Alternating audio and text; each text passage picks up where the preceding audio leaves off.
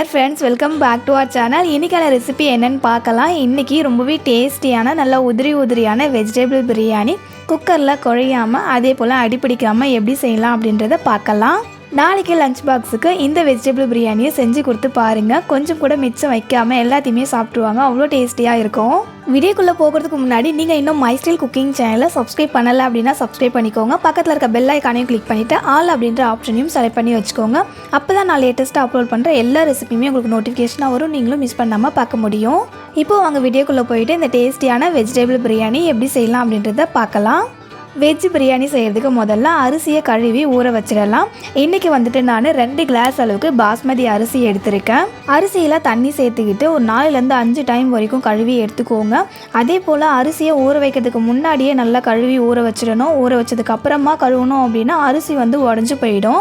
அரிசியை இந்த அளவுக்கு நல்லா கழுவுனதும் அரிசி ஊறதுக்கு தேவையான அளவுக்கு தண்ணி சேர்த்துட்டு இந்த அரிசியை ஒரு அரை மணி நேரம் அப்படியே ஊற விட்டுடுங்க. அடுத்தது ஒரு குக்கரில் 3 டேபிள் ஸ்பூன் அளவுக்கு எண்ணெய் சேர்த்துக்கோங்க. இதில் 1/2 டேபிள் ஸ்பூன் அளவுக்கு பெருஞ்சீரகம், 1 நட்சத்திர சோம்பு, 2 பட்டை, 2 பிரிஞ்சி இலை, 3 கிராம்பு சேர்த்துக்கிட்டு எண்ணெயில் பொரிய விட்டுடுங்க. இது எல்லாமே எண்ணெயில் பொரிஞ்சு வந்ததுக்கு அப்புறமா இதில் ஒரு பெரிய சைஸ் வெங்காயத்தை நீல வாக்கில் கட் பண்ணி சேர்த்துக்கிட்டு ஒரு 2 நிமிஷம் அப்படியே கலந்து விட்டுட்டு இது கூட ஒரு 2 பச்சை மிளகாவை நீல வாக்கில் கட் பண்ணி சேர்த்துக்கோங்க. சேர்த்துக்கிட்டு வதக்கி விட்டுக்கலாம். வெங்காயம் நல்ல ஒரு கோல்டன் ப்ரௌன் கலருக்கு சேஞ்ச் ஆகி வரணும். அப்போ தான் பிரியாணி ரொம்பவே டேஸ்டியாக இருக்கும். வெங்காயம் கலர் மாறி வர வரைக்கும் வதக்கி விட்டுக்கலாங்க. வெங்காயம் வதக்கிட்டு இருக்கும்போது இது கூட ஒரு 2 ஏலக்காவை தட்டி சேர்த்துக்கிட்டு திரும்ப வதக்கி விட்டுக்கலாம். வெங்காயம் கலர் நல்ல கோல்டன் ப்ரௌன் கலருக்கு சேஞ்ச் ஆகி வந்துடுச்சு. இந்த ஸ்டேஜில் ஒரு மீடியம் சைஸ் தக்காளியை கட் பண்ணி சேர்த்துக்கிட்டு இந்த அளவுக்கு நல்லா தக்காளி மசிஞ்சு வர வரைக்கும் வதக்கி விட்டுட்டு இது கூட 2 டேபிள் ஸ்பூன் அளவுக்கு இஞ்சி பூண்டு பேஸ்ட், புதினா, கொத்தமல்லி இது ரெண்டுமே சேர்த்து ஒரு கைப்பிடி அளவுக்கு சேர்த்துக்கோங்க. கரெக்டாக இருக்கும். சேர்த்துக்கிட்டு இஞ்சி பூண்டோடைய பச்சை வாசனை போகிற வரைக்கும் வதக்கி விட்டுக்கலாம். இஞ்சி பூண்டோடைய பச்சை வாசனை போயிட்டு புதினா கொத்தமல்லி நல்லா வதங்கி வந்ததுக்கு அப்புறமா இதில் 1 கப் அளவுக்கு பீன்ஸு, 1 கப் அளவுக்கு கேரட், 1 கப் அளவுக்கு பச்சை பட்டாணி சேர்த்துக்கோங்க. இது கூட 1 கப் அளவுக்கு காலிஃப்ளவர் சேர்த்துக்கலாம். காலிஃப்ளவர் நீங்கள் சேர்க்குறீங்க அப்படின்னா கொஞ்சமாக தண்ணியில் உப்பு மஞ்சத்தூள் சேர்த்து கொதிக்க விட்டுட்டு அதுக்கப்புறம் ஒரு 2 நிமிஷம் அந்த தண்ணியில் அந்த காலிஃப்ளவரை போட்டு அதுக்கப்புறமா எடுத்து இந்த காய் கூட சேர்த்துக்கோங்க. இந்த மாதிரி செய்யறதால காலிஃப்ளவரில் புழு இருந்துச்சு அப்படின்னா நம்ம சுடு தண்ணியில் போடும்போது இந்த புழு எல்லாமே மேலே மிதங்கி வந்துடும். அதுக்காக தான் அந்த மாதிரி செய்கிறோம். இப்போ காய்கறி எல்லாத்தையுமே சேர்த்துட்டு நல்லா ஒரு டைம் கலந்து விட்டுடுங்க. காய்களை வதக்கணுன்ற அவசியம்லாம் இல்லை. ஒரு 2 நிமிஷம் கலந்து விட்டதுக்கு அப்புறமா இது கூட 1 டேபிள் ஸ்பூன் அளவுக்கு மிளகாத்தூள், 1 டேபிள் ஸ்பூன் அளவுக்கு மல்லித்தூள், 1 டேபிள் ஸ்பூன் அளவுக்கு கரம் மசாலா, 1/4 டேபிள் ஸ்பூன் அளவுக்கு மஞ்சத்தூள் சேர்த்துக்கிட்டு மசாலாவோட பச்சை வாசனை போகிற வரைக்கும் வதக்கி விட்டுக்கோங்க. நான் காஷ்மீரி மிளகாத்தூள் சேர்த்துருக்கேன். அதனால் 1 டேபிள் ஸ்பூன் அளவுக்கு சேர்த்துருக்கேங்க. நீங்கள் நார்மல் மிளகாத்தூள் சேர்க்குறீங்க அப்படின்னா ஒரு 1/2 டேபிள் ஸ்பூன் அளவுக்கு சேர்த்துக்கோங்க. காரம் கரெக்டாக இருக்கும். இந்த மசாலாவோட பச்சை வாசனை போகிற வரைக்கும் நம்ம வதக்கி விடுறோம் இல்லையா, அப்போவே இந்த காயுமே ஒரு பாதி அளவுக்கு நல்லா வெந்து வந்துடும். அதனால் காய்கறியை நம்ம முன்னாடியே வதக்கி விடணும் அப்படின்ற அவசியம் இல்லைங்க. இப்போது மசாலாவோட பச்சை வாசனை எல்லாமே போயிட்டு காயுமே பாதி அளவுக்கு வெந்து வந்திருக்கு. இந்த ஸ்டேஜில் ஒரு 2 டேபிள் ஸ்பூன் அளவுக்கு கெட்டியான தயிர் சேர்த்துக்கோங்க. சேர்த்துக்கிட்டு உடனே நல்லா மிக்ஸ் பண்ணி விட்டுக்கலாம். தயிர் சேர்த்து மிக்ஸ் பண்ணி விட்டதுக்கு அப்புறமா ஒரு 5 நிமிஷம் அப்படியே விட்டுடுங்க. அந்த தயிர் அந்த மசாலாலாம் காய் கூட சேர்ந்து நல்ல ஒரு பிரியாணி வாசனை வரும். அந்த மாதிரி வாசனை வந்ததுக்கு அப்புறமா இப்போ இதில் நம்ம தண்ணி சேர்த்துக்கலாம். நான் 2 கிளாஸ் அளவுக்கு பாஸ்மதி அரிசி எடுத்திருந்தால அதுக்கு 3 கிளாஸ் அளவுக்கு தண்ணி சேர்த்துருக்கேன். 1 கிளாஸ் அரிசி எடுத்துக்கிட்டிங்க அப்படின்னா 1.5 கிளாஸ் அளவுக்கு தண்ணி சேர்த்துக்கிட்டோம் அப்படின்னா கரெக்டாக இருக்கும்.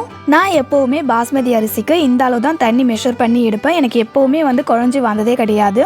உதிரியாக தான் வரும். ஸோ நீங்களுமே பாஸ்மதி அரிசிக்கு இதே அளவுலேயே தண்ணி எடுத்துக்கலாம். தண்ணி சேர்த்துட்டு நல்லா கலந்து விட்டுக்கோங்க. கலந்து விட்டதுக்கு அப்புறமா உப்பு சேர்த்துக்கலாம். உப்போடைய அளவு பார்த்தீங்கன்னா உப்பு கொஞ்சம் கரிக்கிற மாதிரி தான் இருக்கணும். அப்போ தான் அரிசி போட்டு வேகும்போது உப்போடைய அளவு நமக்கு கரெக்டாக இருக்கும். உப்பு சேர்த்து கலந்து விட்டதுக்கு அப்புறமா தண்ணி இந்த மாதிரி நல்லா சலசலன்னு கொதிச்சு வரும். இந்த டைமில் நம்ம ஊற வச்சிருக்க பாஸ்மதி அரிசியை சேர்த்துக்கிட்டு அரிசி உடையாத அளவுக்கு லைட்டாக ஒரு டைம் கலந்து விட்டுக்கோங்க. அரிசியை இந்த மாதிரி கலந்து விட்டதுக்கு அப்புறமா இதில் ஒரு 1/2 லெமன் ஜூஸை புழிஞ்சு விட்டுட்டு இது கூட ஒரு 10 புதினா இலை, 1 டேபிள் ஸ்பூன் அளவுக்கு நெய் சேர்த்துக்கலாம். இது எல்லாத்தையுமே சேர்த்துட்டு லாஸ்ட்டாக ஒரு டைம் கலந்து விட்டுட்டு ஸ்டவ்வும் மீடியம் ஃப்ளேமில் வச்சு குக்கரை க்ளோஸ் பண்ணுறீங்க. க்ளோஸ் பண்ணிவிட்டு 2 விசில் வர விட்டுடுங்க. 2 விசில் வந்துச்சுன்னா போதும். கமகமன் வாசனையோட டேஸ்டியான வெஜ் பிரியாணி ரெடி ஆகிடும். மீடியம் ஃப்ளேமில் வச்சிங்க அப்படின்னா 2 விசில் வந்தால் போதும். சப்போஸ் நீங்கள் ஹை ஃப்ளேமில் வைக்கிறீங்க அப்படின்னா 1 விசில் வந்த உடனே ஆஃப் பண்ணுறீங்க. கரெக்டாக இருக்குங்க. 2 விசில் அதில் இருக்கிற ஏர் எல்லாமே ரிலீஸ் ஆனதுக்கு அப்புறமா குக்கரை ஓப்பன் பண்ணி பார்க்கலாம். ரொம்பவே டேஸ்டியான வெஜ் பிரியாணி ரெடி ஆயிடுச்சு. இப்போ வந்துட்டு பிரியாணி நம்ம பார்த்தோம் அப்படின்னா கொஞ்சம் தண்ணி சாதன்னு இருக்கிற போல இருக்கும். கொஞ்சம் லைட்டாக சூடு ஆறுனதுக்கு அப்புறமா பார்த்தீங்கன்னா நல்லா உதிரியாக இருக்கும். பாருங்க கொஞ்சம் கூட வந்துட்டு அடி பிடிக்காம வந்திருக்கு. அதே போல் ஒன்னோட ஒன்று ஒட்டாமல் குழஞ்சிடாமல் நல்லா உதிரியாக வந்திருக்கும் பாருங்க. சூடு ஆறுனதுக்கு அப்புறமா பார்த்தீங்கன்னா இன்னுமே வந்துட்டு நல்லா உதிரியாக இருக்கும். பார்க்கும்போதே உங்களுக்கு தெரியும்.